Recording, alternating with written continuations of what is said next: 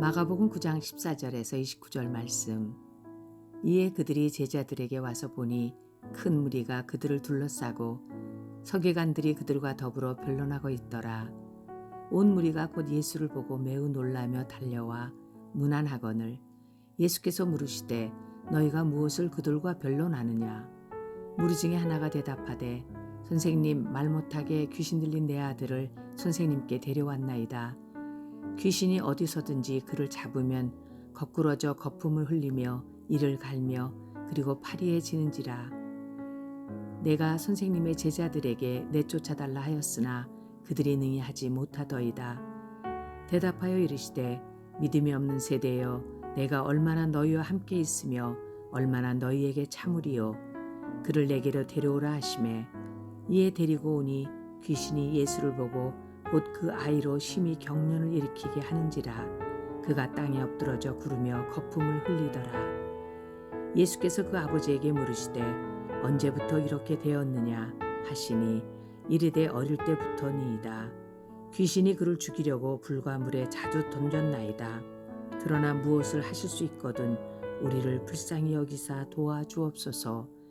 예수께서 이르시되 할 수 있거든이 무슨 말이냐. 믿는 자에게는 능히 하지 못할 일이 없느니라 하시니 곧 그 아이의 아버지가 소리를 질러 이르되 내가 믿나이다. 나의 믿음 없는 것을 도와주소서 하더라. 예수께서 무리가 달려와 모이시는 것을 보고 그 더러운 귀신을 꾸짖어 이르시되 말 못하고 못 듣는 귀신아, 내가 네게 명하노니 그 아이에게서 나오고 다시 들어가자 말라 하시매 귀신이 소리 지르며 아이로 심히 경련을 일으키게 하고 나가니 그 아이가 죽은 것 같이 되어 많은 사람이 말하기를 죽었다 하나 예수께서 그 손을 잡아 일으키시니 이에 일어서니라. 집에 들어가심에 제자들이 조용히 묻자오되 우리는 어찌하여 능히 그 귀신을 쫓아내지 못하였나이까. 이르시되 기도 외에 다른 것으로는 이런 종류가 나갈 수 없느니라 하시니라. 아멘.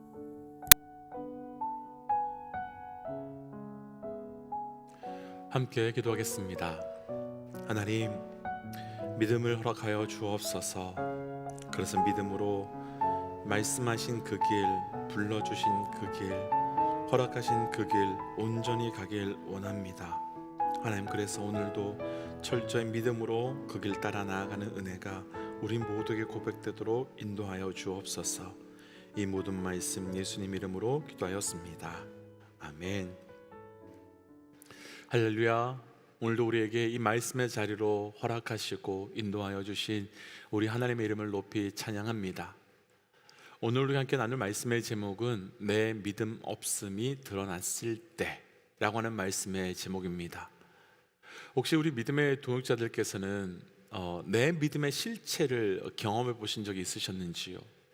혹은 그런 상황으로 인해서 내 믿음이 왜 이거밖에 안 되는지, 왜 나는 누구처럼 그런 믿음을 갖지 못하는지, 이런 것에 대한 고민과 생각을 해보신 적이 있으신지요?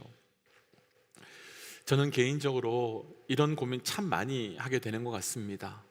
아니, 정직하게 말하면 많은 정도가 아니라 거의 매일 삶에서 만나고 경험하고 있는 이런저런 문제들 앞에서 저의 믿음이 얼마나 보잘것없고 작은지를 경험하고, 또 성도들 가운데 신앙적 고민을 가지고 함께 나눌 때면 어떻게 이런 신앙적 고민까지, 이런 신앙적인 갈등까지 하실 수 있을까라는 생각에 그 성도들의 믿음을 보면서 저 스스로 한없이 작아지고 부끄러워질 때가 참 많이 있습니다.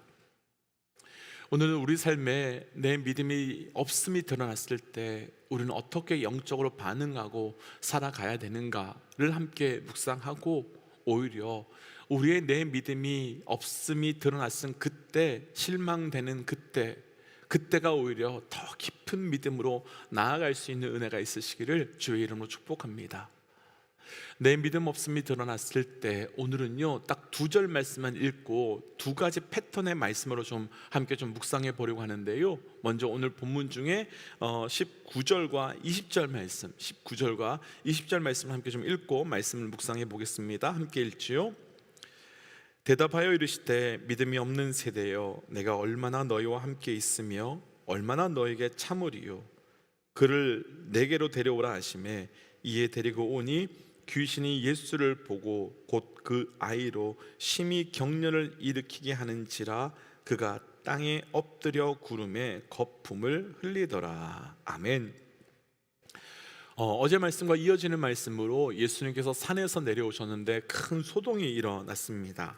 한 아버지가 자신의 귀신 들린 아이를 제자들에게 고쳐달라고 부탁하고 있었습니다.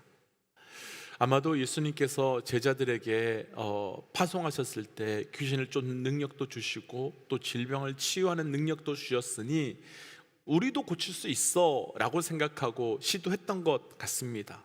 그런데 고치지 못했죠. 그러자 아이의 아버지는 왜 다른 사람들은 다 고쳐주었는데 왜 나의 아이는 못 고치는 거야? 차별하는 거야? 뭐 이런 등등의 소동으로 일으켰던 것 같습니다. 그때 마침 예수님께서 산에서 내려오셔서 그 상황을 다 보시고 그 아이를 고쳐주셨습니다. 그리고 난 다음 예수님께서 제자들에게 말씀하시죠. 이 믿음이 없는 세대여 내가 얼마나 너희와 함께 있어야 하며 내가 얼마나 참아야 하느냐. 예수님의 제자들인데 그리고 예수님을 위해서 삶의 가장 중요한 것을 다 포기하고 헌신하고 예수님만 바라보고 따라온 사람들인데 이런 제자들을 향해서 믿음이 없다라고 말씀하시다니요. 이들이 믿음이 없고 이들이 문제가 많다면 이런 제자들과는 비교할 수 없는 믿음의 삶을 살고 있는 저 같은 사람에게는 예수님께서 과연 무엇이라고 말씀하시겠습니까? 또 이런 말씀을 들었던 제자들의 마음은 어떠하겠습니까?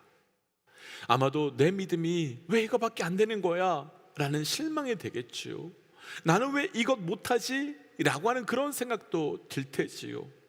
오늘 말씀 제목 그대로 한다면 이들의 믿음 없음이 만천하에 완전히 드러나는 사건, 내 믿음이 얼마나 보잘것없는지 완전히 드러나게 되었습니다. 그런데 여기서 고민할 수밖에 없는 것은 예수님께서 제자들에게 믿음이 없다라고 하신 그 말씀입니다. 제자들은 자신의 삶을 다 버려두고 오직 예수님께 나의 삶을 다 걸고 따라온 사람들인데 그런 제자들을 향해서 믿음이 없다라고 하시는 건 사실 이해하기가 참 어려운 말입니다. 그럼 왜 그렇게 말씀하셨겠습니까? 결론부터 나누고 말씀을 묵상해 본다면 예수님께서 제자들을 향해서 오늘 말씀에서 말씀하여 주신 믿음이 없다라고 말씀하신 그 표현은 그 말씀의 표현 그대로 믿음이 사라졌거나 믿음이 제로가 되었다라고 하는 뜻이 아니라 믿음이 잘못되었다라는 뜻입니다. 그러니까 그 믿음이 제대로 있는 것이 아니라 제대로 있지 못하다는 말씀입니다. 사실 제자들이 조금 이해가 될 수 있습니다. 예수님께서는 앞에서 나누었지만 마태복음에서 보면 제자들을 파송하시면서 제자들에게 귀신을 쫓는 권세뿐만 아니라 치유하는 권세를 다 주셨습니다.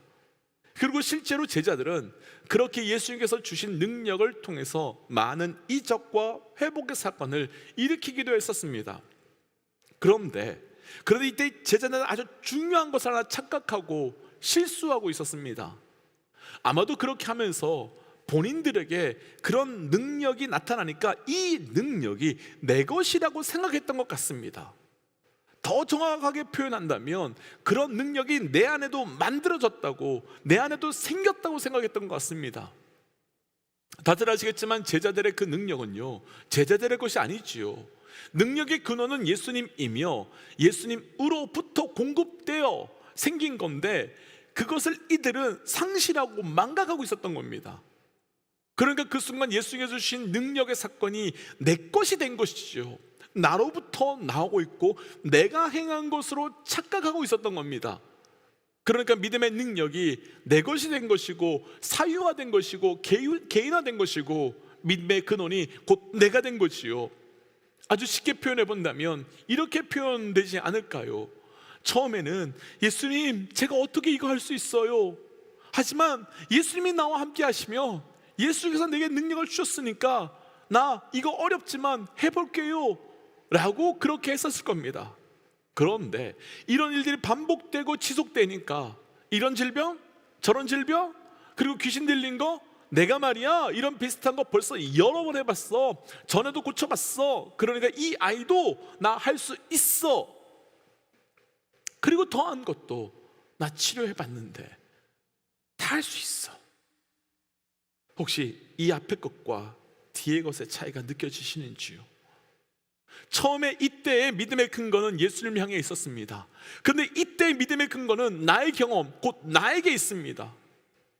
이들의 모습은 앞에서 말씀드린 것 같이 믿음이 없는 것이 절대로 아니었습니다. 아니, 믿음이 있습니다. 분명히 믿음이 있습니다. 그런데 믿음이 잘못되었습니다.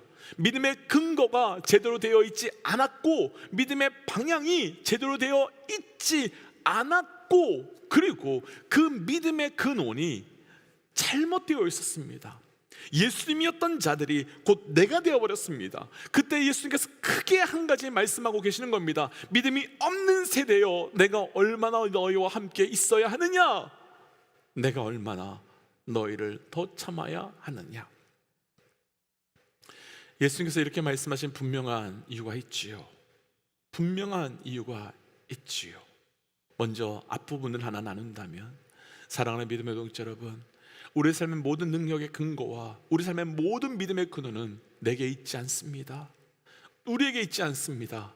그분에게 있음을 기억하십시오.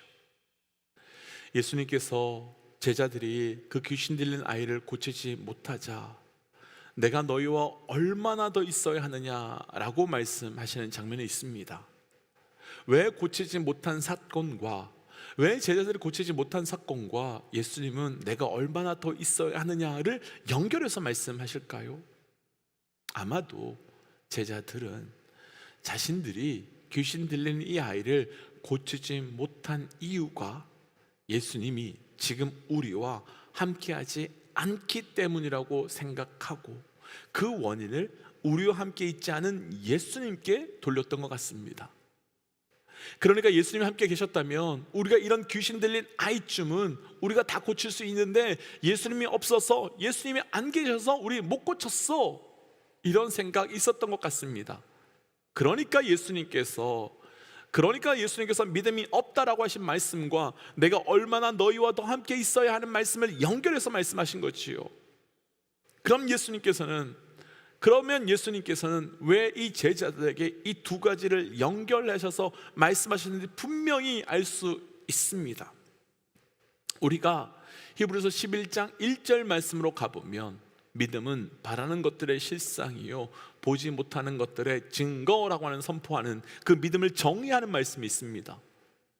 예수님께서 제자들과 3년의 시간을 보내준 것은 제자들에게 예수님께 함께 하심의 실상이었고 함께 하심의 증거였습니다.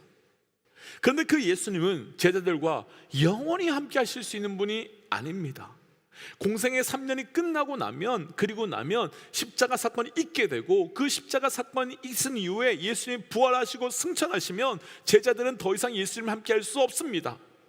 그러나 제자들은 분명 예수님께서 함께하지 않으시지만 확실히 예수님께서 함께하심을 믿을 수 있습니다.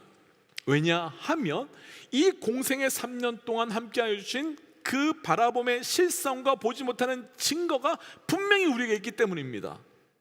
그 어느 것하고도 비교할 수 없을 정도로 확실한 증거를 3년 동안 이들은 가지고 있었기 때문입니다. 그러니까 지금 자신들과 예수님이 함께하지 않으셔도 함께 하시는 것을 믿고, 그러니까 조금 전 나눴던 히브리서 11장 말씀처럼 바라는 것들의 실상, 보지 못하는 증거, 그것처럼 나의 예수님이 3년 동안 함께 해주신 것처럼 모든 시간, 모든 장소 우리와 함께하고 계심을 믿을 수 있는 그 실상과 증거가 이들은 이미 있었습니다. 그리고 그것은 예수님께서도 제자들에게 계속해서 약속해 주신 말씀이었습니다. 그런데 제자들은 함께 하시지만 함께 하심을 믿지 못했습니다. 함께 하시지만 함께함을 보지 못했습니다. 믿음은 무엇이겠습니까? 함께 하셨기 때문에, 그것 때문에 함께하지 않으셔도 함께함을 믿을 수 있는 겁니다. 내 삶에 이미 보여주셨기 때문에 지금 보이지 않지만 보임을 믿을 수 있는 것이 바로 믿음인 겁니다. 저희 아이가 아주 어렸을 때 저희 부부가 함께 나가야 하는 일들이 가끔씩 있었는데 정말 쉽지 않았습니다. 엄마가 보이지 않는 순간부터 아이가 대성통곡하는 일들이 계속 반복되었기 때문입니다. 어떻게 할까 고민하다가 한 아동학자분의 글을 보고 그대로 따라하기로 했었는데, 평소에 엄마가 1분 정도 안 보였다가 다시 나타나는 연습을 반복하다가 1분을 5분으로, 그리고 5분을 10분으로 계속 늘려가는 연습을 했습니다. 그 연습과 동시에 엄마가 보이지 않지만 엄마가 가까이 있다는 것을 끊임없이 느껴지게 해주려고 엄마가 의미 없는 목소리를 내기도 하고 의미 없는 말이지만 한두 마디씩 했습니다. 처음 1분을 사라졌을 때 아이는 똑같이 대성통곡하면서 엄마를 찾기 시작했습니다. 그런데 1분 후에 엄마가 돌아오는 일들이 반복되자 대성통곡하던 아이가 울려고 폰만 잡더니 어느 순간에는 10분 동안 엄마가 보이지 않아도 울지 않았고, 나중에는 편안하게 가족들께 아이를 맡기고 외출을 할 수 있었습니다. 엄마와 잠시도 떨어져서 지내지 못하던 아이가 어떻게 엄마가 나가서 한참 동안 돌아오지 않아도 아무렇지 않게 있을 수 있었겠습니까? 간단합니다.